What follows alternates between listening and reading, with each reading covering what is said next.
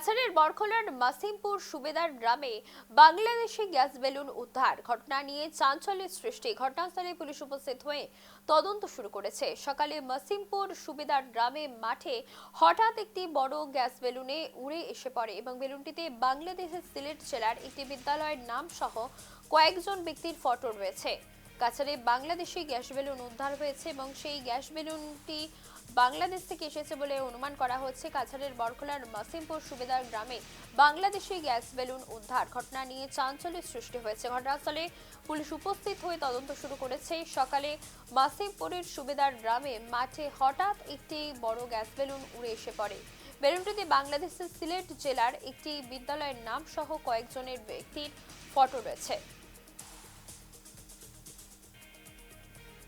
আমি বিডিপির সেক্রেটারি সুমন দাস। আমাদের ওখানে একটা বেলুন আইছে, বড় বিরাট বড় বেলুন। এটার মাঝে বাংলাতে নাম লেখা আছে কি কি আর তিনটা ফটো আছে। তো এখানের মানুষ দেখি আমার ফোন করছে, করার পরে আমি আইসি, আইয়া তদন্ত করিয়া দেখছি বেলুনটা। দেখার পরে আমি থানাত ফোন করছি। ফোন করার পরে থানার থেকে থানার অফিসার তারা আইছে। আবার পরে তারা এটা রিসিভ করছে না, না করার সত্ত্বে তারা আমরা এসপির এখানে ফোন করছে। পার্থ প্রীতম স্যার আইসুন, আইয়া তান ইনভেস্টনে এই মালটা উঠাইয়া আনা হয়েছে।